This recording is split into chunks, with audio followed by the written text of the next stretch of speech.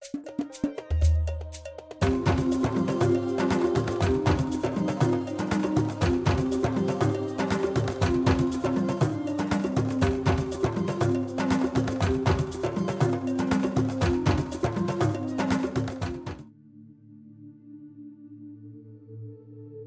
voudrais vous inviter à vous abonner à cette page et à recruter d'autres gens qui vont s'abonner. Pour quelle raison? Parce que c'est une chaîne qui est consacrée à la dézombification du peuple noir.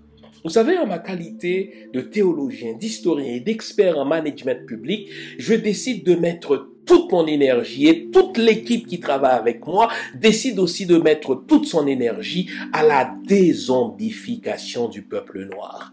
L'émission s'appelle Lumière sur le monde. Eh bien, cette lumière, ce n'est pas moi. Cette lumière, c'est le travail que nous faisons ensemble. Lorsque tout à coup, on réalise qu'on nous a roulé dans la farine, on réalise qu'on nous a trompés pendant, n'est-ce pas, des siècles, et que tout à coup, nous prenons conscience de nos ressources, nous prenons conscience de notre identité, et ayant pris conscience de tout cela, nous prenons la décision de partager ce que nous sommes, ce que nous comprenons avec les autres. Donc, nous avons besoin d'avoir une masse critique d'hommes et de femmes noirs réveillés qui vont changer, n'est-ce pas, leur pays respectif pour la gloire de nos ancêtres.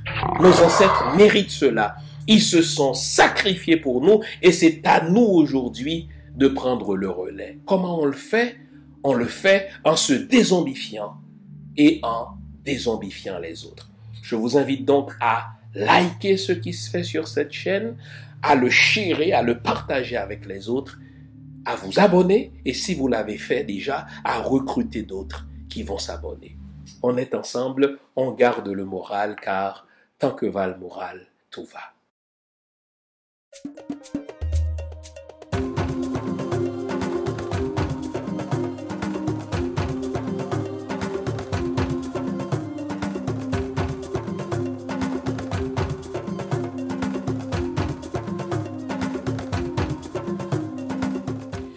Bonjour mesdames, bonjour messieurs, bonjour le monde, bienvenue à cette autre édition de l'émission Lumière sur le monde. Comment allez-vous? J'espère que vous allez bien.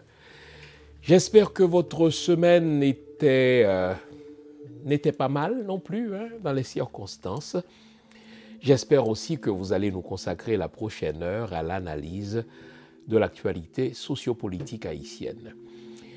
Eh bien, cette semaine est marquée par le dépôt par le comité de pilotage de la conférence nationale d'un avant-projet de constitution de la République d'Haïti. Bon, ce dépôt date du mois de mai 2025 et comme par hasard, pour moi qui ai le sens de l'histoire, cela m'a sauté tout de suite aux yeux car la première constitution haïtienne a été promulguée au mois de mai 1805. Donc nous sommes 200 ans plus tard, la constitution du 20 mai 1805, la constitution impériale, publiée par notre premier empereur, le bien-aimé Jean-Jacques Dessalines.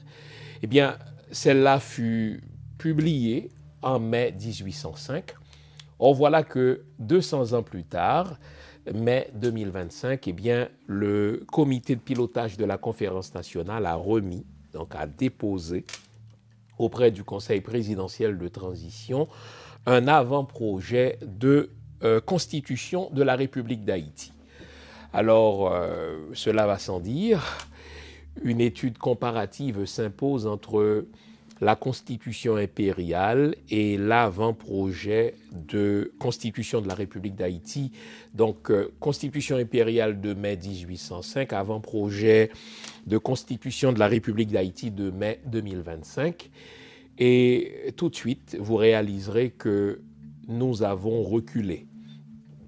Nous avons reculé en termes d'affirmation de soi. Nous avons reculé en termes de courage, nous avons reculé en termes de vision, nous avons reculé en termes de rêve.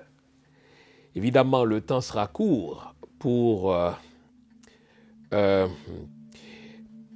présenter une étude détaillée, une étude comparative détaillée entre la Constitution de 1805 et l'avant-projet de Constitution de mai 2025. Évidemment, nous allons y aller, si vous voulez, à vol d'oiseau. Nous allons sélectionner un certain nombre d'articles qui me paraissent importants, qui me paraissent pertinents, qu'il nous faut à la fois présenter, étudier et dénoncer. Et finalement, à la fin de l'émission, il faudra faire de cet avant-projet ce pourquoi il a été écrit, c'est-à-dire le balancer à la poubelle. Car c'est une œuvre qui a été improvisée, c'est un travail d'amateur et surtout, c'est un travail qui reprend les vieilles exclusions qui ont fait d'Haïti ce pays tellement divisé, ce pays tellement étriqué. Dans l'espérance que vous resterez avec nous jusqu'à la fin de l'émission, eh bien, je vous veux éveiller. Vous connaissez notre rituel. À ce stade-ci, je vous invite à vous offrir une bonne tasse de thé, une bonne tasse de café, une bonne tasse de chocolat chaud. Bref, tout ce qui est de nature à vous garder éveillé, car aujourd'hui encore, nous allons nous dire les vraies affaires. Restez là, je vous reviens après la pause que voici. C'est promis. À tout à l'heure. Vous nous l'avez demandé, nous avons le plaisir de vous apprendre que désormais, nos émissions, toutes nos émissions, sont disponibles avec des sous-titrages en 3 langues, en français, en anglais et en créole. Nous sommes conscients que l'émission Lumière sur le monde est devenue une véritable plateforme familiale autour de laquelle des parents et des enfants se réunissent pour s'informer de ce qui se fait en Haïti, en Afrique ou ailleurs dans le monde. Pour vous faciliter la vie, nos émissions sont désormais disponibles avec des sous-titrages en 3 langues, français, créole et anglais. Nous progressons avec vous, nous marchons avec vous, de manière à relever nos communautés et nos peuples. Nouveau, toutes nos émissions sont disponibles avec des sous-titrages en français, en anglais et en créole. Avant la pause, on s'était promis de consacrer toute l'émission à l'analyse, à l'étude comparative, sommaire, somme toute, du premier texte fondateur de la nation haïtienne, en tout cas la première constitution dite impériale, du 20 mai 1805 à cet avant-projet de constitution de la République d'Haïti. Nous sommes quand même 220 ans plus tard. Puisque l'occasion se présente, il nous faudra nous poser la question, à savoir, est-ce que nous avons reculé en termes de vision? Est-ce que nous avons reculé en termes d'affirmation de soi? Est-ce que nous avons reculé en termes de courage, en termes de reconnaissance des droits de citoyens? Ou avons-nous progressé? Vous notez que j'ai répété le verbe reculer, c'est à dessein parce que quand on compare le texte, le tout premier texte constitutionnel d'Haïti, celui de l'empereur Jean-Jacques Dessalines, à cet avant-projet de constitution qui vient 220 ans plus tard, eh bien, malgré les difficultés géopolitiques, malgré les grandes menaces auxquelles la jeune nation fut exposée, eh bien, on a senti dans la constitution impériale une affirmation de soi. L'esclavage sera à tout jamais aboli sur cette terre, alors que partout autour d'Haïti, l'esclavage avait cours. On a senti une affirmation de la souveraineté nationale. Aucun étranger ne mettra le pied sur ce territoire, dit l'article 12 de mémoire de la Constitution impériale à titre de propriétaire, tandis que cet avant-projet semble livrer le pays aux étrangers qui voudront bien acheter des territoires, aux entreprises étrangères, pourvu que ces étrangers résident dans le pays ou fassent de ces territoires qui ne sont même pas limités, pourvu que ces étrangers fassent de ces territoires, si vous voulez, leur résidence ou leur domicile. Bon. À lire cet avant-projet de constitution, il y a lieu de se demander, est-ce que ceux qui y ont travaillé savent ce que c'est qu'une constitution? Nous avons, ma foi, un peu plus que 200 ans d'histoire, et en un peu plus de 200 ans d'histoire, Haïti connaît 23 constitutions. Mon technicien qui est très fort en maths m'a rapidement fait une moyenne. Cela veut dire que presque à chaque 8 ans, eh bien, le peuple haïtien s'est doté d'une nouvelle constitution.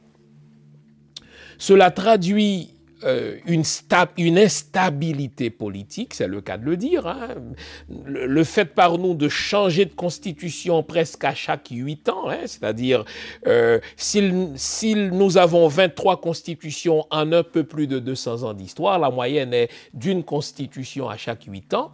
Donc, si nous changeons de constitution à chaque 8 ans, cela traduit une instabilité au niveau de la classe politique haïtienne. Cela traduit aussi une lutte, une constante lutte, une quête en vue d'un design qui soit fait à notre mesure. Car la constitution d'un pays, c'est d'abord un design. La constitution, c'est la projection d'une vue. Une constitution, c'est une vision. C'est la vision de la manière dont le peuple conçoit les pouvoirs. Hein? Traditionnellement, on parle de 3 pouvoirs. Pouvoir exécutif, pouvoir, n'est-ce pas, judiciaire, pouvoir, n'est-ce pas, législatif. Eh bien, une constitution, c'est un texte qui cherche à moduler, c'est un texte qui cherche à établir des rapports entre ces 3 pouvoirs. À en établir la nature, à en établir les limites, mais c'est aussi un texte qui cherche à jeter des passerelles, qui cherche à jeter des ponts entre chacun de ces pouvoirs qui est détenteur de la souveraineté nationale et qui exerce cette souveraineté nationale en fonction des limites, en fonction des frontières que le texte, n'est-ce pas, établit lui-même. Bon.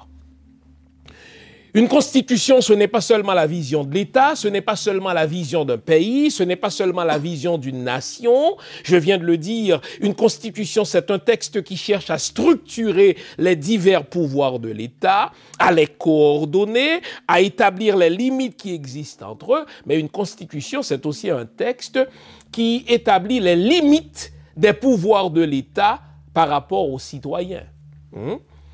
Ce qui distingue un État arbitraire d'un État de droit, c'est qu'il y a un texte fondateur qu'on appelle Constitution qui limite, après les avoir structurés, les pouvoirs de l'État par rapport aux citoyens.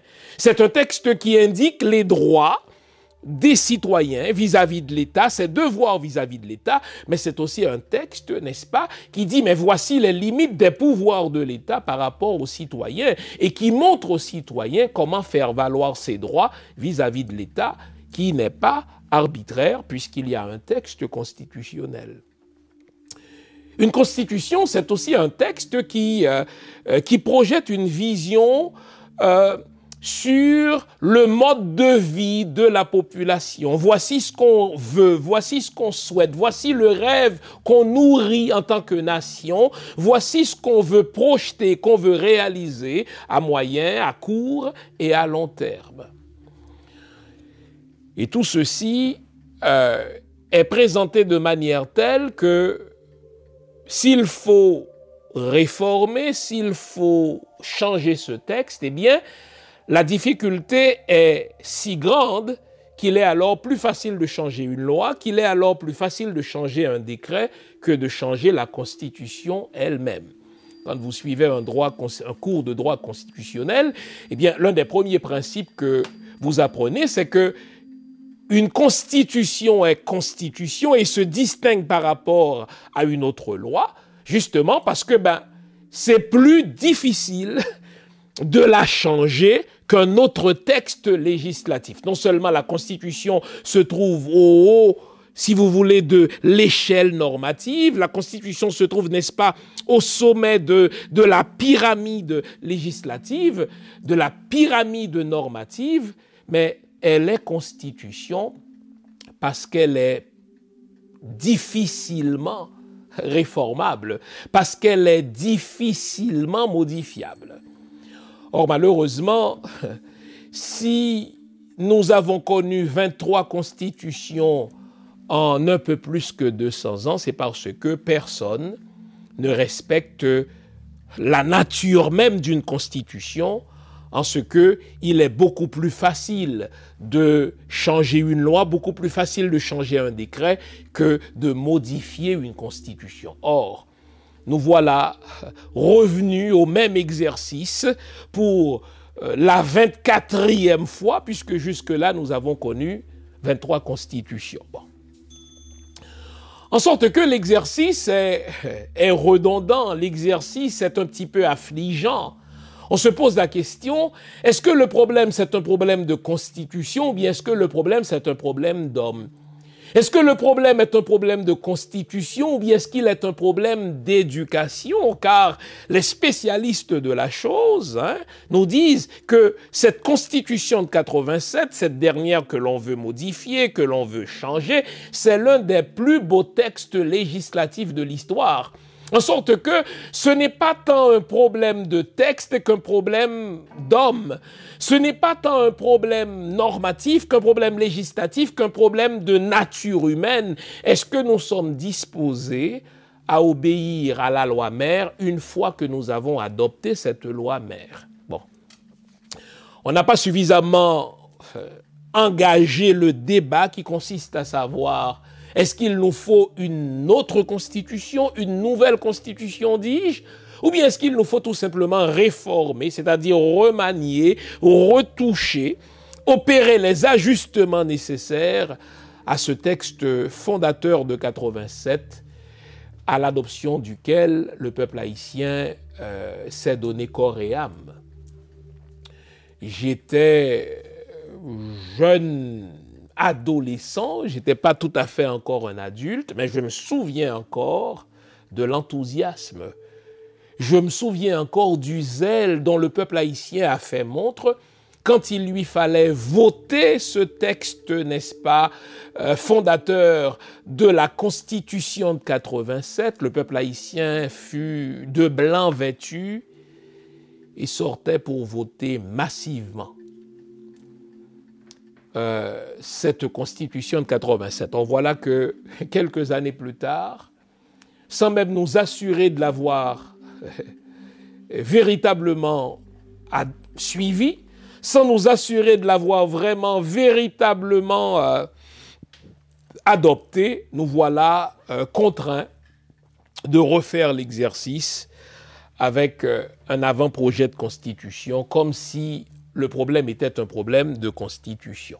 Je ne suis pas en train de dire que le texte de 87 est parfait. Moi-même, j'ai quelques réserves, j'ai quelques questions, j'ai quelques questionnements.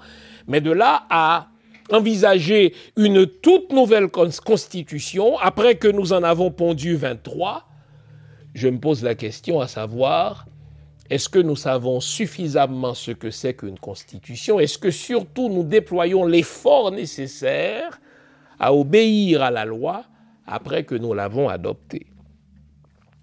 La question se pose d'autant plus que de René Préval à nos jours, c'est pas moins de 4 exercices de ce genre auxquels nous avons assisté. D'abord, René Préval a proposé une réforme de la Constitution, sauf que la réforme qu'il avait soumise au vote des deux chambres ne semble pas être le texte qui a été effectivement publié dans le Moniteur.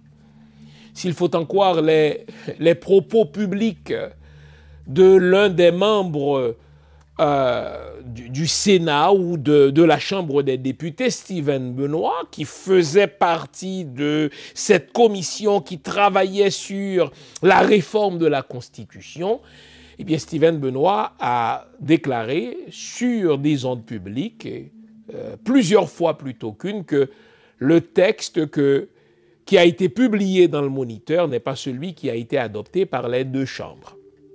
En sorte que, selon Steven Benoît, le président du Sénat d'alors, Josler Privert, aurait retouché le texte réformé que les deux chambres ont voté avant de l'envoyer au Palais national qu'il a publié dans le Moniteur. En sorte que on n'est même pas sûr que la Constitution réformée de 1987 est le texte qui a été voté par les deux chambres. Donc nous sommes déjà bien ancrés dans un jeu de coquins.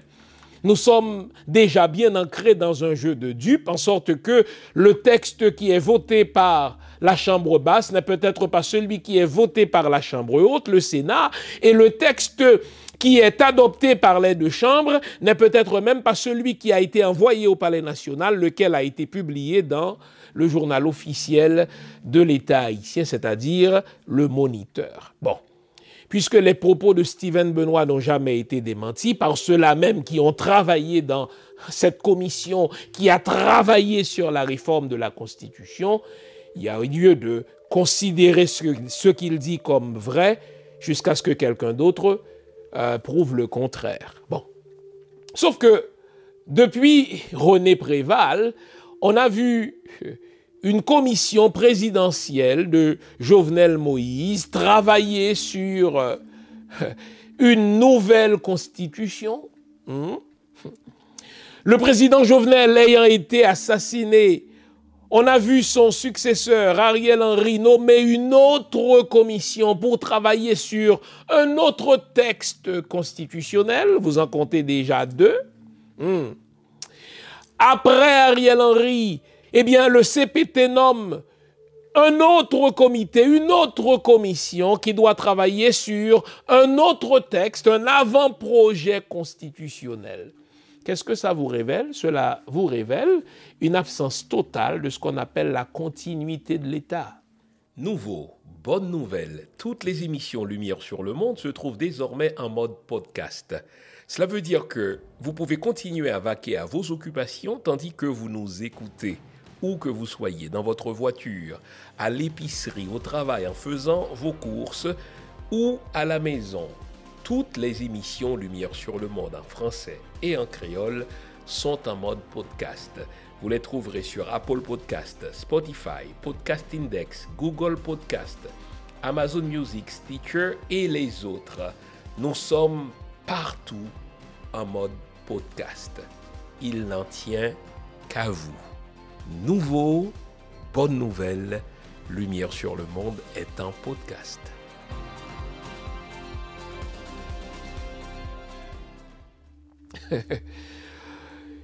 En Haïti, malheureusement, et je le dis souvent à cette émission, l'école et l'Église nous ont appris que si ce n'est pas moi qui le dis, ce n'est pas vrai. Si ce n'est pas moi qui l'écris, ce n'est pas bon. Si je ne fais pas partie du comité, mais ce n'est pas un bon comité. Si ce n'est pas moi qui l'écris, mais le texte, il est pourri. Et si ce n'est pas moi qui produis la Constitution, elle est nulle. S'il est vrai que la question se pose à savoir, nous faut-il garder la Constitution telle qu'elle ou nous faut-il la réformer? La question se pose. Mais de là à assister à 3 commissions en l'espace de 5-6 ans, il y a quelque chose de très révélateur sur la classe politique haïtienne. C'est-à-dire, c'est une classe politique de jusqu'au-boutiste, c'est une classe politique de mauvais coucheurs, c'est une classe politique, n'est-ce pas, qui fait dans l'exclusion, en sorte que, s'il est vrai qu'on doit faire à chaque fois le débat de l'adéquation du texte constitutionnel à la réalité haïtienne, on n'a pas besoin de changer de commission, on n'a pas besoin de changer de comité, on n'a pas besoin de changer le texte à chaque fois. On pourrait poursuivre le même travail qui a été lancé, mettons, par René Préval, poursuivre le travail qui a été relancé par Jovenel Moïse, poursuivre celui d'Ariel Henry, sans être obligé de refaire à chaque fois, n'est-ce pas, de refaire à chaque fois le bouton à 4 tours.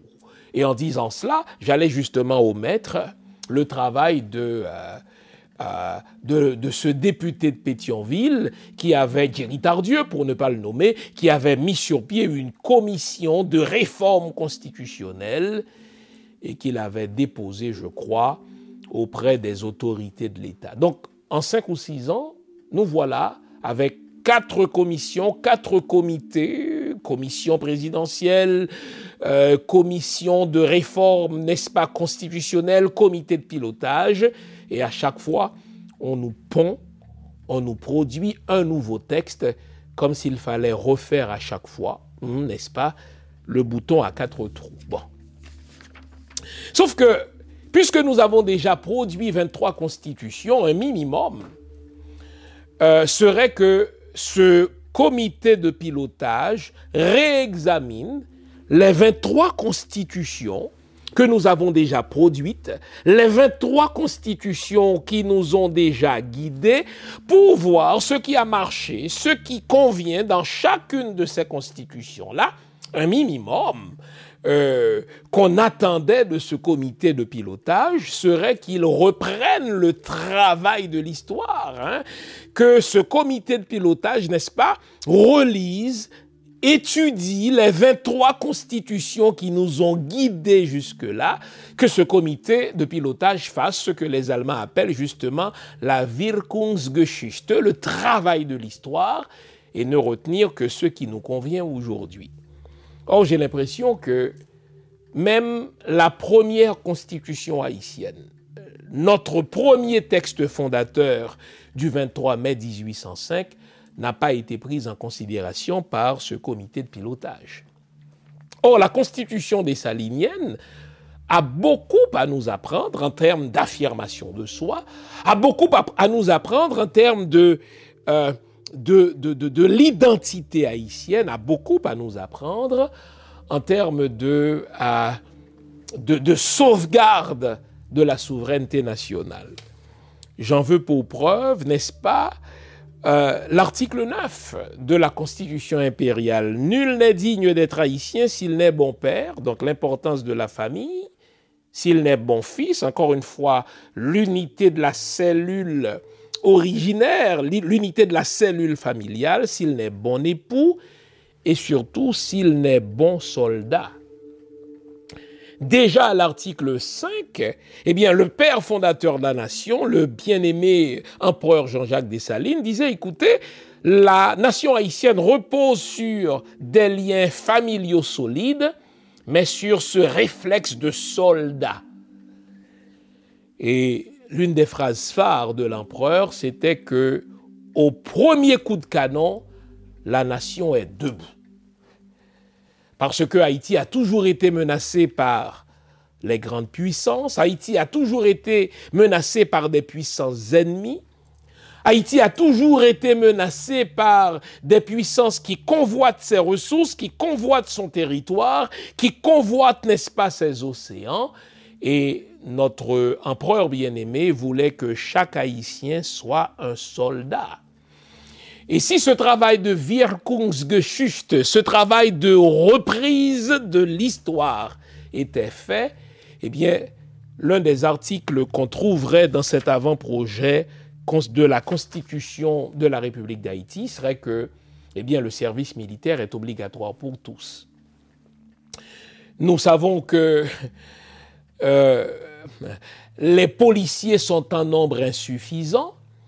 Et une bonne façon, à mon sens, d'insuffler à notre jeunesse un certain sens patriotique, une bonne façon d'insuffler à notre jeunesse un certain sens du devoir, un certain sens de la chose commune serait de rendre le service militaire obligatoire.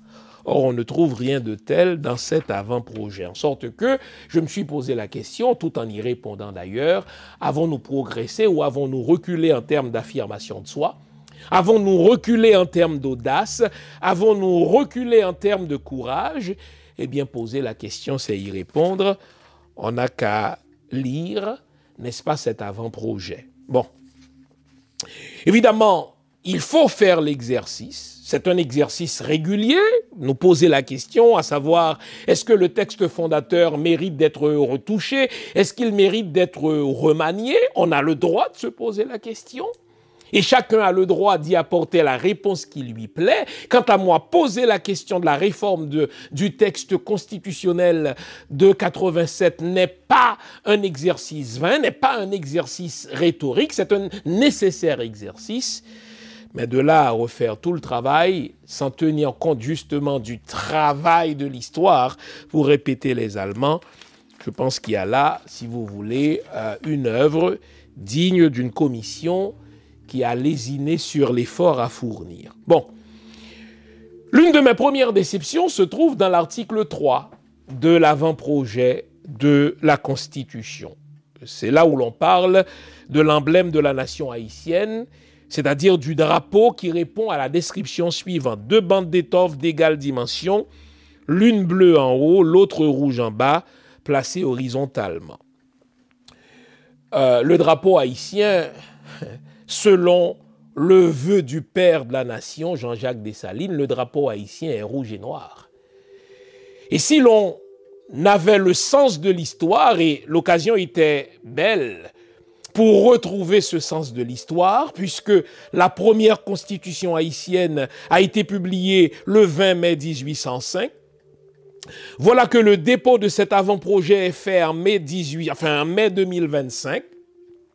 Un minimum de sens de l'histoire consisterait à retrouver la volonté originaire du père de la nation en ce qui a trait au drapeau. Pour le père de la nation, le drapeau haïtien doit être rouge et noir. Bon, vous me direz que, ah ouais, mais vous savez, le rouge et noir, François Duvalier est revenu avec, on s'en fout de ce que François Duvalier a fait. François Duvalier, en ceci, a fait une bonne œuvre. Je parle, n'est-ce pas, des couleurs originales de la nation haïtienne, de l'égrégore original de la nation haïtienne. Eh bien, le drapeau haïtien doit être réaffirmé comme étant noir et rouge. C'est ce que voulait le père de la nation. Et si jamais nous devons aboutir à une réforme du texte constitutionnel de 87, il faudra revenir au drapeau rouge et noir, il faudra revenir au drapeau impérial de Jean-Jacques Dessalines le Grand. En ceci, il n'y a pas d'originalité, en ceci, il n'y a pas d'effort pour reprendre le travail de l'histoire. En ceci, il n'y a pas d'effort pour, si vous voulez, rejoindre les diverses générations, n'est-ce pas, le travail de la première génération, de la génération fondatrice de la nation haïtienne, et le travail de cette dernière génération, la génération de 2025. Voilà pourquoi j'ai dit, malgré le fait que nous en sommes à notre 23e constitution, ceux qui ont travaillé sur ce comité de pilotage n'ont pas fait l'effort de reprendre le travail de l'histoire. Ils ne se sont pas soumis à la Wirkungsgeschichte. Vous demandez où trouver mes livres, simple, sur mon site, prioritairement, www.jeanfils-aimé.com. Vous avez accès à tout ce que j'ai écrit. Où que vous vous trouviez dans le monde, nous livrons partout où c'est possible. Vous pouvez aussi avoir accès à mes livres par Amazon.ca. C'est un excellent cadeau à se faire ou à faire aux autres. Servez-vous-en. Ma première déception se situe au niveau de l'article 2. Je vous le lis. Les couleurs nationales sont le bleu et le rouge. Je pense que ce comité de pilotage aurait pu se soumettre à cette fameuse Wirkungsgeschichte, ce fameux travail de l'histoire, et revenir aux couleurs originaires d'Haïti, revenir au drapeau fondateur d'Haïti. Nous n'avons pas à refaire à chaque fois, à réinventer à chaque fois la roue. Nous n'avons pas à réinventer le bouton à 4 trous, comme on dit. Eh bien, le père fondateur de la nation avait nommé un comité, on ne nous le dit pas souvent. Le père fondateur de la nation avait nommé une commission qui a travaillé pendant plusieurs mois sur le choix des couleurs, sur le choix de l'égrégore fondateur de la nation haïtienne. Et cette commission a recommandé au père fondateur, l'empereur bien-aimé Jean-Jacques Dessalines, les couleurs du noir et rouge, les couleurs du noir et du rouge. Donc, le drapeau fondateur de la nation haïtienne, c'est le noir et le rouge. Ce comité de pilotage aurait dû tout simplement revenir à l'égrégore fondateur de la nation, à savoir le noir et le rouge. C'est ça notre drapeau. Et vous notez que même après l'assassinat de l'empereur, un roi Henri-Christophe qui a voulu montrer sa fidélité, qui a voulu démontrer sa loyauté à l'empereur, est revenu justement à l'affirmation de notre égrégore, à l'affirmation de notre identité mystique, le noir et le rouge. Donc, est-ce par trahison, est-ce par manque de courage que ce comité de pilotage ne propose pas qu'on revienne aux couleurs fondatrices de la nation haïtienne, c'est-à-dire le noir et le rouge? Je ne saurais vous le dire. En tout cas, ma première déception se situe là. J'aurais pu aussi parler de l'article 1er.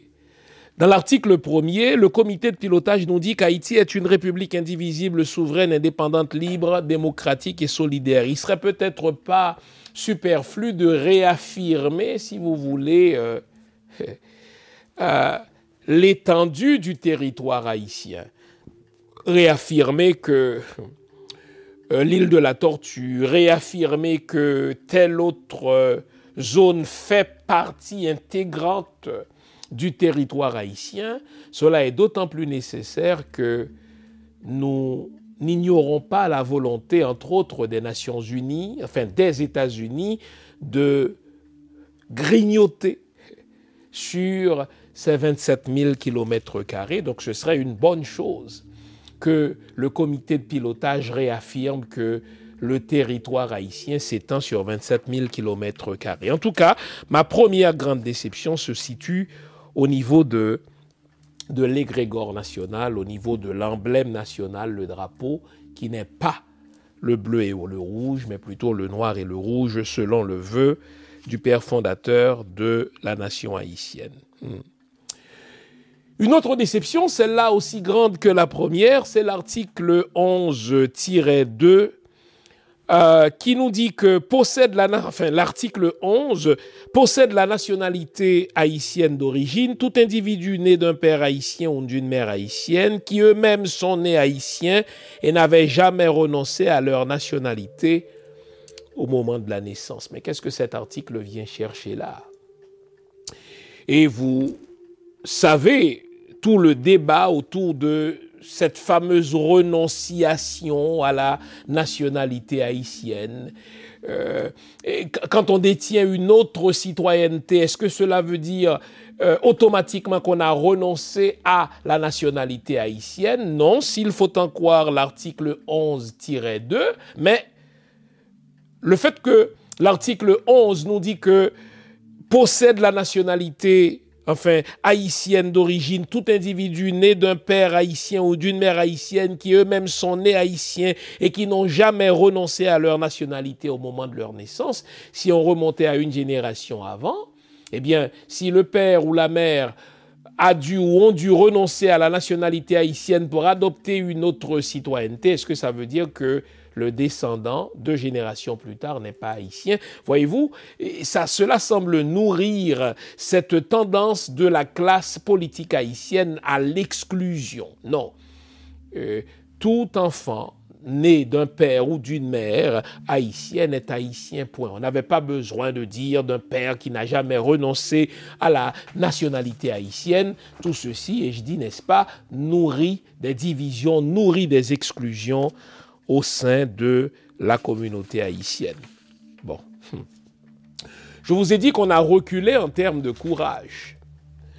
Si on pose la question à n'importe quel Haïtien aujourd'hui, qu'il vive à l'intérieur ou à l'extérieur d'Haïti, à savoir quelle devrait être la priorité numéro 1 de l'État haïtien, c'est la question de la sécurité. Eh bien, puisque la sécurité, c'est le grand mal d'aujourd'hui, eh bien, vous connaissez ce vieil adage qui dit aux grands mots les grands remèdes. Puisque c'est notre sécurité ou c'est l'insécurité qui est la problématique numéro 1, et tout le monde sait pourquoi cette question d'insécurité s'impose dans notre agenda, c'est parce qu'il y a des terroristes qui kidnappent, parce qu'il y a des terroristes qui violent, parce qu'il y a des terroristes qui chassent près d'1 million d'Haïtiens, n'est-ce pas, de leur domicile. Eh bien, je trouve que c'est un manque de courage évident de la part de ce comité de pilotage que d'affirmer à l'article 18 que la peine de mort est abolie en toute matière. Je pense que dans le contexte où des terroristes kidnappent, des terroristes violent, des terroristes tuent, il faudrait précisément réintroduire la peine de mort pour un certain nombre de délits. Eh bien, les kidnappeurs devraient savoir que le kidnapping est passible de la peine de mort. Eh bien, ceux qui volent l'État, donc la corruption, qui est probablement le deuxième grand mal de l'État haïtien, la corruption et l'impunité, eh bien, les corrompus et les corrupteurs, hein, parce que c'est un jeu qui se joue à deux, cela prend vraiment deux pour danser le tango, eh bien, les corrupteurs et les corrompus devraient savoir que la corruption est passible de la peine de mort. Donc je pense qu'il y a là un manque de courage, une fois de plus, de la part du comité de pilotage, que de ne pas réintroduire, quitte à soumettre la question au vote de la population haïtienne, n'est-ce pas, on parle de référendum, est-ce qu'on ne devrait pas réintroduire la peine de mort pour le kidnapping?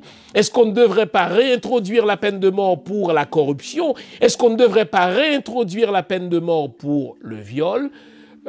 Moi, ma réflexion est faite là-dessus. Je pense que oui, aux grands mots, les grands remèdes. Notre empereur bien-aimé, Jean-Jacques Dessalines, ainsi que notre roi du Nord, le roi Christophe Henri, prenait plaisir à dire, pour chaque grand problème, il y a une solution efficace. Eh bien, aux grands mots, les grands remèdes, avons-nous appris à l'école, puisque les deux grands mots auquel le peuple haïtien est exposé aujourd'hui, c'est l'insécurité nourrie par des terroristes qui kidnappent, des terroristes qui violent et la corruption, avec son corollaire l'impunité. Eh bien, je pense que le comité de pilotage aurait pu soumettre à l'appréciation de la population haïtienne la question de la peine de mort. La peine de mort devrait être réintroduite pour le kidnapping, pour le viol et pour la corruption. Voilà une autre déception. Encore une fois, je vous avais dit que ce ne serait pas une analyse détaillée, puisque le temps nous manque pour analyser en détail, pour analyser, n'est-ce pas, dans ces diverses nuances, chaque article de cet avant-projet. Mais allons-y, n'est-ce pas, à l'article 35, qui parle de l'éducation et de l'enseignement. La première charge de l'État et des collectivités territoriales est la scolarisation massive, seule capable de permettre le développement du pays. L'État encourage, quelle lâcheté, l'État encourage et facilite l'initiative privée en ce domaine. L'enseignement fondamental est obligatoire, les fournitures classiques et le matériel didactique seront mis gratuitement par l'État à la disposition des élèves au niveau de l'enseignement fondamental. Eh bien, il faut non seulement affirmer la gratuité de l'enseignement fondamental, l'enseignement primaire, l'enseignement secondaire, mais il faut, en plus d'affirmer que c'est obligatoire, il faut armer le citoyen de manière à forcer l'État à respecter cet engagement fondamental, à savoir la gratuité de l'éducation. Vous notez que ce n'est pas une nouveauté ici, hein? La Constitution de 87 a affirmé la gratuité de l'enseignement, ma foi, primaire et secondaire de mémoire.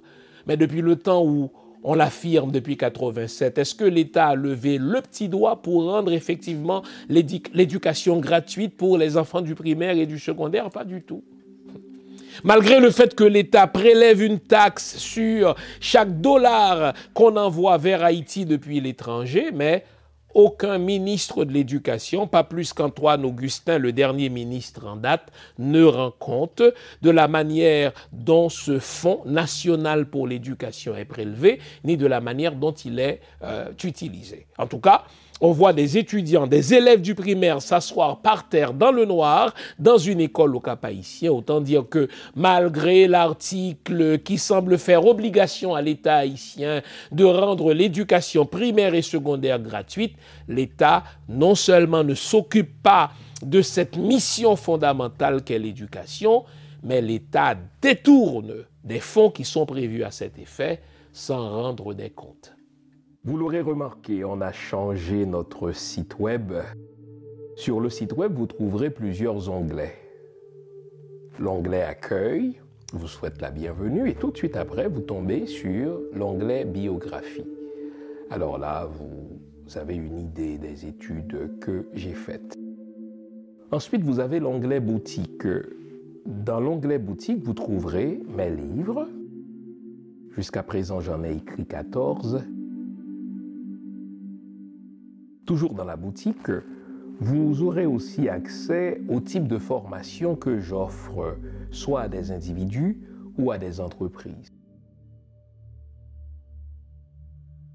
Vous avez aussi l'onglet événements. À l'onglet événements, on vous dit ce que je fais, où je le fais et quand je le fais. Comme ça, si je présente une conférence quelque part, si je donne une formation quelque part, vous le savez. Mais ça, c'est à venir. À l'onglet articles, vous avez accès à quelques-uns des articles que j'ai fait paraître sur moult sujets.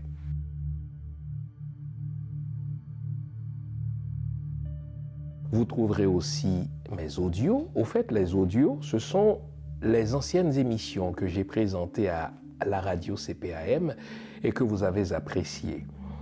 Ce sont des émissions que j'ai présentées sur toutes sortes de sujets allant de la spiritualité à la mystique, de la mystique à la religion, en particulier la religion chrétienne, le judaïsme et un petit peu d'islam aussi. Donc vous trouverez de tout cela.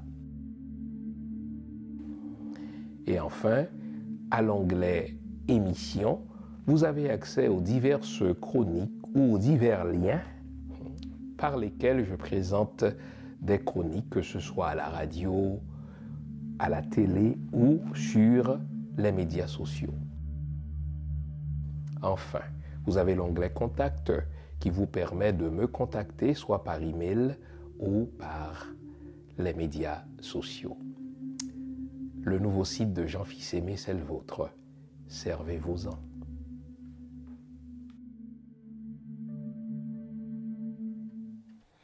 Il convient aussi d'avoir la suite dans les idées. Si notre problème numéro 1 est un problème d'insécurité, eh bien, un minimum à faire ou à recommander, en plus de punir ceux qui sont responsables de cette insécurité par la peine de mort, aux grands mots, les grands remèdes, j'insiste et je réaffirme, je suis pour qu'on introduise dans la Constitution haïtienne, la peine de mort pour ceux qui sont responsables, n'est-ce pas, du kidnapping, pour ceux qui sont responsables du viol et de la corruption, mais si l'on veut préparer la population civile à faire face aux menaces de l'intérieur et aux menaces de l'extérieur, nous avons une République dominicaine qui n'est pas du tout courtoise, qui n'est pas du tout amicale, qui est franchement hostile à la population haïtienne, eh bien, un minimum serait de rendre le service militaire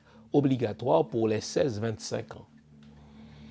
On introduit notre jeunesse au métier des armes dès l'âge de 16 ans. Hein. Et ça, c'est la vision dessalinienne de la sécurisation du pays. Et on y reste jusqu'à l'âge de 25 ans. Donc je pense qu'en ceci, le comité de pilotage n'a pas fait un travail utile, un travail original qui répond aux besoins du moment, à savoir le service militaire.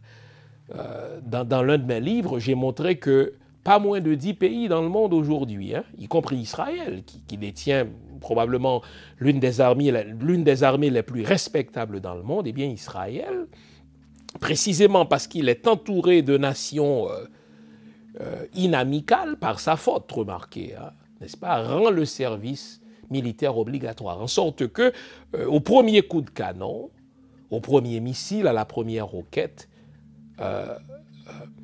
eh bien, le citoyen d'Israël est debout, prêt à défendre, n'est-ce pas, sa nation. Eh bien, nous devrions imiter cela. Au fait, je dis imiter, nous devrions tout simplement revenir à la volonté originaire du fondateur de la nation. Je vous ai lu l'article, n'est-ce pas, 9 de la Constitution impériale. Eh bien, nul n'est digne d'être haïtien s'il n'est bon soldat. Au premier coup de canon, la nation est debout, prêt à défendre le territoire. Article 35-4, une autre déception. Écoutez la mollesse avec laquelle le comité de pilotage nous propose cet article-là. L'enseignement agricole, professionnel et technique est pris en charge par l'État et les collectivités territoriales. Voyons. Il faudrait dire que l'enseignement agricole, professionnel et technique est obligatoire pour tout Haïtien. Au fait, on doit apprendre l'agriculture à l'école, on doit apprendre un métier. Hein? La Constitution impériale réaffirme la nécessité d'avoir un métier, d'avoir, n'est-ce pas, une profession. Eh bien, l'article 35-4 de ce comité de pilotage devrait affirmer avec plus de force la nécessité pour chaque Haïtien scolarisé, la nécessité pour chaque Haïtien instruit sur les bancs de l'école haïtienne, la nécessité pour lui d'apprendre l'agriculture, d'apprendre un métier, d'apprendre une technique. Et ce métier-là doit être payé, entièrement financé par l'État. Qu'est-ce que c'est que prise en charge? On a l'impression que le comité de pilotage cherche à protéger l'État, l'État voleur, l'État rapace, l'État plantationnaire d'Haïti. Bon. L'accès aux études supérieures est ouvert en pleine égalité à tous. Vraiment.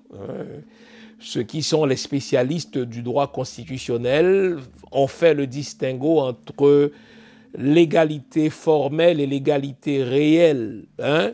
C'est une chose que de dire que l'accès aux études supérieures est ouvert en pleine égalité à tous. Ça, c'est l'égalité formelle, mais avons-nous l'égalité réelle quand nous savons que l'État concentre tout à Port-au-Prince?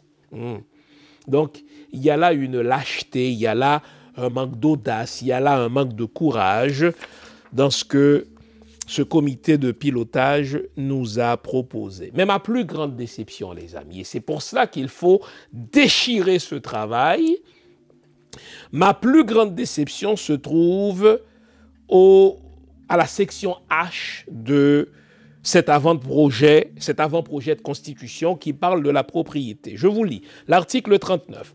La propriété privée est reconnue et garantie. La loi en détermine les modalités d'acquisition, de jouissance ainsi que les limites. Justement, parlons des limites. Parlons des limites. Figurez-vous que, contrairement à ce qu'a voulu la Constitution impériale de 1805, eh bien, ce comité de pilotage n'impose quasiment aucune limite à la propriété immobilière par un étranger. Écoutez, le droit de propriété immobilière, l'article 59, est accordé à l'étranger résidant en Haïti pour les besoins de sa demeure. Est-ce que vous remarquez le flou artistique avec lequel ce comité de pilotage rend possible à un étranger d'acheter quasiment tout Haïti pourvu que cette propriété réponde aux besoins de sa demeure? Qu'est-ce qui empêche par exemple la famille Clinton d'acheter tout Haïti en prétextant que ce territoire-là est nécessaire à sa demeure? Pourtant, si on réfère à l'article de mai 1805, la Constitution impériale, je vous lis l'article 12, aucun blanc, entendons aucun étranger, quelle que soit sa nation, ne mettra le pied sur ce territoire à titre de maître ou de propriétaire et ne pourra à l'avenir y acquérir aucune propriété. Voilà une affirmation de soi. Ah, je vous entends. Vous dites, ah, monsieur Fils-Aimé, la Constitution impériale est quand même rédigée au 19e siècle. Nous sommes au 21e siècle. On ne peut aujourd'hui interdire à un étranger d'acquérir une propriété en Haïti. Est-ce que vous savez ce que vous dites? Je vis au Canada depuis bientôt 36 ans. Savez-vous que en 2019, 2020, nous étions en tout cas dans le contexte de la pandémie, l'État canadien qui veille sur les intérêts de sa population, s'est aperçu que des Chinois achetaient des propriétés, des Chinois achetaient des terres, des Chinois achetaient des maisons et pire, ces Chinois-là ne résidaient même pas au Canada, ils se contentaient d'acquérir et de repartir vers la Chine. Eh bien, qu'a fait le gouvernement de Justin Trudeau? Nous sommes au 21e siècle. Il interdit désormais à un étranger qui ne détient pas de résidence permanente au Canada, je dis bien de résidence permanente, d'acquérir quelque propriété que ce soit au Canada. Si une telle décision avait été prise par un pays africain, on crierait au racisme. Mais voilà un État de droit, le Canada est quand même un État de droit, qui s'aperçoit que les maisons, les terres sont achetées, n'est-ce pas, par des étrangers qui n'ont aucun autre intérêt au Canada, sinon que de faire augmenter le prix des maisons. Eh bien, désormais, le gouvernement canadien interdit à un étranger qui ne détient aucune résidence, qui ne détient pas de résidence permanente au sens du droit de l'immigration au Canada, de posséder une propriété quelconque. Alors, nous savons à quel point, et cela depuis toujours, les ressources d'Haïti sont convoitées. Il manque beaucoup de courage, il manque de l'audace à ce comité de pilotage qui a tout simplement ouvert le territoire haïtien à l'acquisition de ces terres par des étrangers pourvu que l'étranger réside en Haïti et achète ces terres pour les besoins de sa demeure. Je le disais, Clinton aurait pu acheter les 27 000 km² et prétendre que c'est nécessaire pour en faire sa demeure, pour en faire sa résidence. C'est vraiment une lâcheté, c'est vraiment un acte de traîtrise. Je m'attendais à ce que ce comité de pilotage dise « Il est formellement interdit à un étranger d'être propriétaire en Haïti ».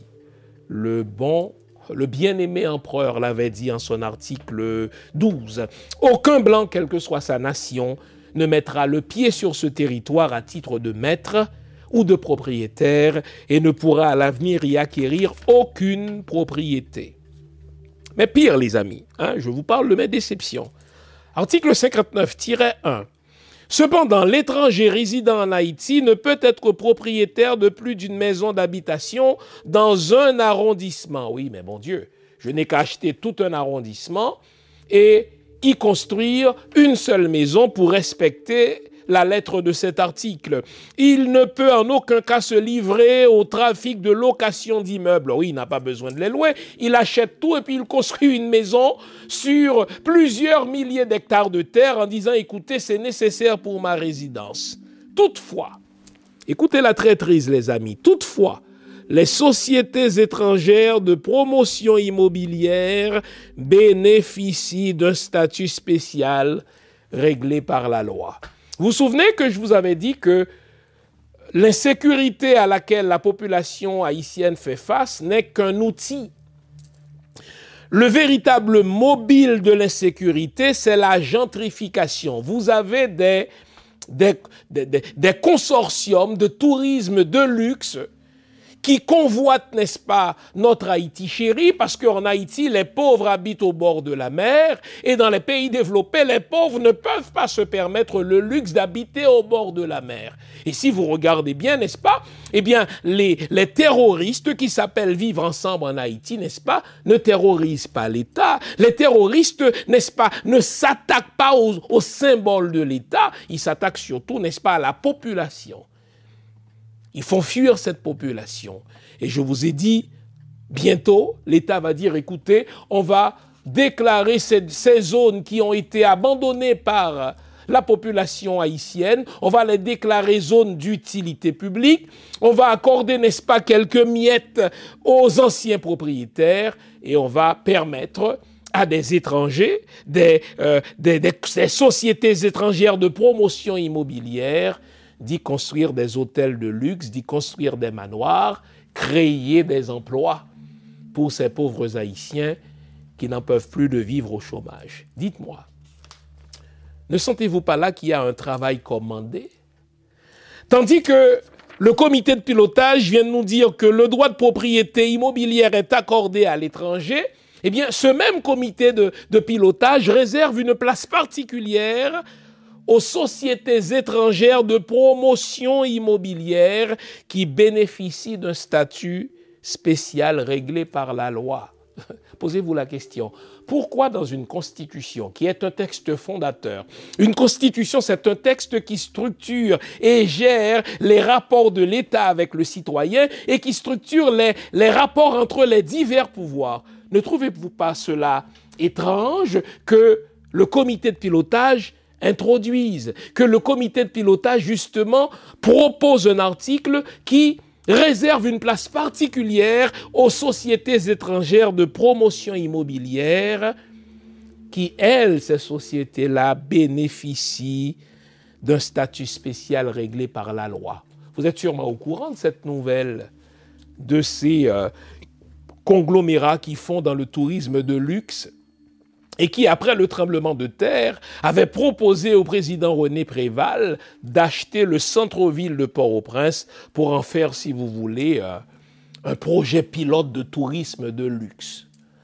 Apparemment, Jean-Max Bellerive et René Préval avaient mordu à l'hameçon, mais après y avoir mordu, René Préval n'a pas publié le texte dans le Moniteur. Et depuis ce temps-là, ces consortiums internationaux qui font dans la promotion immobilière ne pardonnent pas à la population haïtienne de vivre au bord de la mer.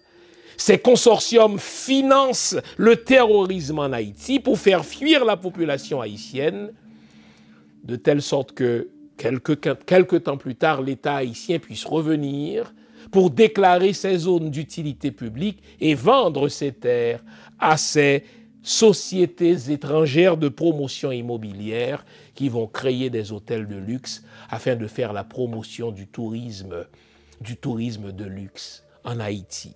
Nous devons être vigilants. Ce texte semble être un texte commandé par des mains étrangères. Quand on est initié, ce qui est convoqué, c'est à la fois l'aspect symbolique, mais aussi l'invisible. Donc c'est difficile pour moi de vous raconter. Mais par contre, ce que je peux dire, c'est que les initiations dans le vaudou, elles ont toujours un lien avec le fait de se perfectionner soi-même et de travailler avec les éléments de la nature visibles et invisibles. Quand on parle de vaudou et qu'on vous pose la question, quelle est la définition que vous donnez du vaudou? Alors, ma définition, qui est assez personnelle, elle consiste à dire que déjà, pour moi, ça n'est pas une religion. Parce que j'ai cette phrase qui me vient en tête, qui m'a beaucoup marquée, qui était de dire « Le vaudou, je n'y crois pas, mais ça existe. Croire, c'est la relation verticale entre soi et son Dieu, quel qu'il soit. C'est la religion, la croyance, la foi. Et ça existe, c'est cette relation au monde, cette relation en système, à la nature, aux ancêtres, et à l'invisible. Donc pour moi, la définition du vaudou, finalement, c'est une vision du monde intégrée. Pour vous aider à vous défaire de tous les mensonges qu'on vous a débités au sujet du vaudou, je vous propose une trilogie fondamentale. Vaudou, je me souviens, et si les lois n'étaient pas les diables, et enfin, Vaudou 101, une spiritualité moderne sans sorcellerie. Ces 3 livres sont disponibles sur mon site web www.jeanfilsemi.com ou sur amazon.ca. Une trilogie à lire et à avoir dans sa bibliothèque personnelle ou familiale.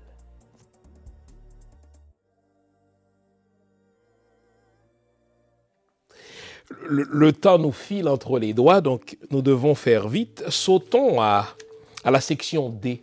Hein. Alors, vous vous souvenez de ma définition du texte constitutionnel. Je vous ai dit que la Constitution, c'est un texte qui cherche à réguler, à encadrer les divers pouvoirs, le pouvoir exécutif en ses divers niveaux, en ses divers paliers. Eh bien là, justement, le comité de pilotage a voulu designer autrement le pouvoir exécutif. Nous savons que l'un des problèmes du pays en termes de gestion, c'est la concentration des pouvoirs aux mains du président. Tout est concentré entre les mains du président, tout est concentré à Port-au-Prince. Le Palais national décide du déroulement du carnaval. Il faut vraiment n'avoir rien à faire pour qu'un président s'occupe du carnaval. Je vous ai dit que René Préval gérait le parc de l'automobile nationale. Il avait les clés de tous les véhicules de l'État. Et il prêtait les clés à ses amis en leur demandant de lui ramener la clé le soir venu. Donc il y a un problème de concentration des pouvoirs. Donc, souhaiter déconcentrer les pouvoirs, eh bien c'est noble en soi. Eh bien le comité de pilotage y est allé d'une idée qui circule depuis quelque temps, l'idée de diviser le pays en un certain nombre d'arrondissements qui eux-mêmes sont gérés par des gouverneurs, des espèces de caciques, sans le terme. Bon. Haïti n'était-elle pas gouverné par des caciques? Le pays était divisé en 5 caciques, comme nous le savons. Eh bien, le problème, ce n'est pas tant de confier la gestion exécutive du pays à des gouverneurs, mais le mal est dans les détails. Ok, je conçois bien que les départements soient gérés par des gouverneurs. Mais écoutez, regardez bien. Pour être gouverneur, alors d'abord, le gouverneur est élu au suffrage universel. Son mandat est d'une durée de 5 ans. Regardez bien. Voici ma déception. Il est indéfiniment rééligible. Alors, le comité de pilotage n'avait qu'à dire que le gouverneur, il est élu à vie. Quand nous savons la tendance innée des politiciens haïtiens au pouvoir à vie, permettre à un gouverneur d'être indéfiniment rééligible, c'est de consacrer les clés du département à une famille à vie. Celui qui est élu une première fois gouverneur pour 5 ans va tout faire pour rester gouverneur à vie et, voyant venir sa mort, il va nommer son fils qui lui-même deviendra gouverneur, en sorte que chaque département deviendra un fief familial. Donc, voyez-vous, c'est un manque de courage. Je veux bien que l'on tente de régler le problème de concentration du pouvoir exécutif entre les mains du président par, si vous voulez, une répartition départementale du pouvoir exécutif, mais de là à dire que le gouverneur peut être, est indéfiniment rééligible, eh bien, c'est encourager la corruption, c'est encourager des élections frauduleuses. Mais regardez les conditions désormais pour être gouverneur. Pour être gouverneur, il faut jouir de ses droits civiques et politiques, n'avoir jamais été condamné à une peine afflictive, etc., avoir résidé au moins 2 ans dans le département et s'engager à y résider pendant toute la durée de son mandat. C'est déjà pas mal. Maintenant, allons-y au niveau du pouvoir législatif, car c'est là où le bas blesse. Le pouvoir législatif, c'est le pouvoir que détiennent les députés et les sénateurs. Eh bien, les amis, voici les conditions pour être élu sénateur. Regardez le comité de pilotage au sein duquel a pourtant siégé au moins une femme de la diaspora que je connais, c'est même une amie. Eh bien, regardez les conditions pour être élu sénateur. Il faut être haïtien d'origine, n'avoir jamais renoncé à nationalité et ne détenir aucune autre nationalité au moment de l'inscription. Autant dire, le comité de pilotage est en train de dire les Haïtiens qui vivent à l'extérieur d'Haïti et de qui Haïti dépend à toute fin pratique, n'est-ce pas? Que serait la vie en Haïti si la diaspora n'injectait dans l'économie haïtienne pas moins de quoi? On a évalué ça à quoi? À 5-10 milliards de dollars par année? Qu'est-ce que serait la vie économique haïtienne si la diaspora ne s'y était engagée? Eh bien, le comité de pilotage vient de mettre hors jeu, hors du jeu politique, hors du jeu du pouvoir législatif, tout membre de la diaspora, puisque pour être sénateur, il faut être haïtien d'origine, n'avoir jamais renoncé à sa nationalité et ne détenir aucune autre nationalité au moment de l'inscription. Quelle imbécilité, quelle idiotie. Je suivais avec beaucoup d'attention la réaction de la classe politique haïtienne lorsque Marjorie Michel, canadienne d'origine haïtienne, a été élue députée en remplacement du Premier ministre Justin Trudeau et a été nommée ministre de la Santé, première femme noire ministre de la Santé au Canada. Et vous savez quoi? Marjorie Michel n'a pas renoncé à son passeport haïtien, elle n'a pas renoncé à sa nationalité haïtienne, et ni la Constitution canadienne ne fait obligation à Marjorie Michel de renoncer à la nationalité haïtienne avant de devenir députée au Canada, ni de renoncer à la nationalité haïtienne avant de devenir ministre au Canada. Ça n'empêchera pas, le passeport haïtien n'empêchera pas Marjorie Michel d'accomplir un travail formidable en tant que député, un travail formidable en tant que membre de l'exécutif, donc en tant que ministre de la Santé, non. Le Premier ministre du Canada lui-même, Mark Carney, détient une double citoyenneté. La canadienne et la britannique. Est-ce que cela l'empêche d'être Premier ministre du Canada? Est-ce que quelqu'un doute de l'intention du Premier ministre canadien de travailler aux intérêts du Canada? Pourquoi diable? Haïti qui a tellement besoin de sa diaspora, pourquoi ce comité de pilotage nourrit la division, nourrit, n'est-ce pas, la vieille bête de l'exclusion? La Constitution de 87 nourrissait l'exclusion vis-à-vis des Makout Paladan. Eh bien, aujourd'hui, c'est diaspora paladan. On a besoin de notre argent, on a besoin de notre cerveau, on a besoin de nos diplômes, mais on ne veut pas de nous comme gestionnaires de la chose publique, on ne veut pas de nous comme membres du pouvoir législatif, puisque ce foutu comité de pilotage a introduit le ver de l'exclusion, le ver de la division dans cet avant-projet de constitution, en disant que pour être sénateur, il ne faut détenir aucune autre nationalité au moment de l'inscription. Ce comité de pilotage, non seulement n'a pas fait le travail de l'histoire, mais n'a fait aucun travail de droit constitutionnel comparé en allant voir la Constitution canadienne. Je vous ai dit qu'un membre de ce comité de pilotage réside au Canada depuis aussi longtemps que moi, n'est-ce pas? Ce comité de pilotage n'a pas fait le travail qui consiste à aller voir ce que fait l'Italie. L'Italie qui détient une très grande diaspora en Amérique et en Europe et qui a besoin justement de sa diaspora. Mais n'introduit pas cette imbécilité dans sa constitution.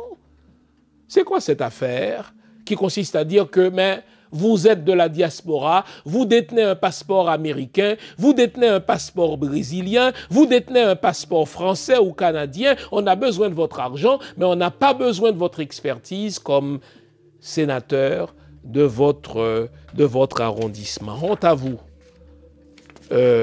comité de pilotage. Donc voyez-vous, on retrouve cette même tendance à l'exclusion dans divers articles. Regardez, pour être président de la République, la même foutue division. Résider dans le pays depuis 5 ans. Ah bon. Résider dans le pays depuis 5 années consécutives. Imaginez s'il fallait faire cette interdiction-là, s'il fallait imposer cette condition-là, eh bien au Canada, Mark Carney, aujourd'hui, qui est Premier ministre en remplacement de Justin Trudeau, ne l'aurait pas été, puisque, écoutez, 2 ou 3 ans avant son élection à titre de Premier ministre du Canada, mais il vivait en Angleterre. Il était même gouverneur de la Banque de Londres. Voyez-vous?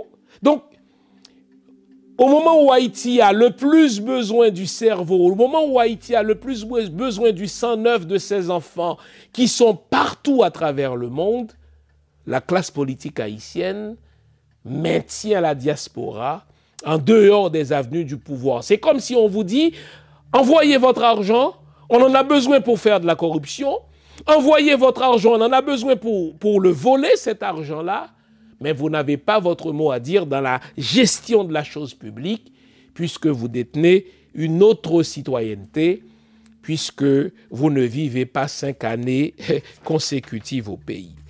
En sorte que, les amis, et je termine là-dessus, pour être ministre, encore une fois, j'ai pris l'exemple tout à l'heure de Marjorie Michel, haïtienne, qui est au Canada peut-être depuis tout au plus une 20aine d'années, qui est aujourd'hui ministre de la Santé au Canada et qui détient toujours sa nationalité haïtienne.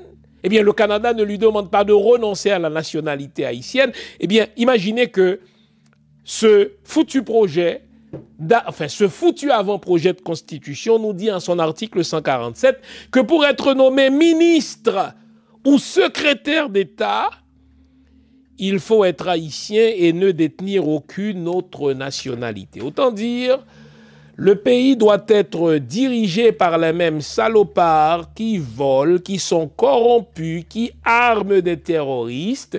Ils nous tiennent hors des frontières d'Haïti, mais ils nous demandent toujours de leur envoyer de l'argent pas pour développer le pays, l'argent pour continuer à le détourner, pour continuer à acheter des armes qu'ils vont placer aux mains des terroristes. En sorte que, les amis, je vous avais promis de vous dire ce qu'il faut en faire de cet avant-projet de constitution. Il faut tout simplement le déchirer et le jeter à la poubelle, car c'est un travail qui ne vaut même pas la peine d'être considéré. Le comité de pilotage a fait un travail d'amateur. Le comité de pilotage ne s'est même pas donné la peine de relire les 23 constitutions que nous avons déjà connues pour en retenir ce qui est bien, ce qui est bon et ce qui est encore adéquat. Ils nous ont pondu quelque chose d'improvisé qui est motivé par la mesquinerie, qui est motivé par l'exclusion, en sorte que tout bon haïtien devrait mettre une croix sur ce foutu travail et demander aux membres du comité de pilotage de rendre à l'État haïtien l'argent que l'État haïtien lui a donné pour produire un travail de merde. J'espère que vous nous avez suivis jusqu'à cette présente minute. Restons vigilants, car c'est un travail commandé. Vous notez que cet avant-projet de constitution a fait ce qu'aucun autre texte constitutionnel n'a fait jusque-là, livrer le pays aux mains des étrangers, permettre aux sociétés étrangères qui font de la promotion immobilière d'acheter autant de propriétés qu'elles veulent, permettre aux étrangers d'acheter autant de propriétés qu'ils veulent, pourvu qu'ils déclarent que ces propriétés sont achetées à des fins résidentielles. Foutaise que tout cela, nous devons foutre ce travail à la poubelle. Merci les amis de nous avoir suivis jusqu'à la présente minute. Gardons le moral, car tant que va le moral, tout va. Restons vigilants. Vive le peuple haïtien, vive Haïti. Au revoir, bonne semaine.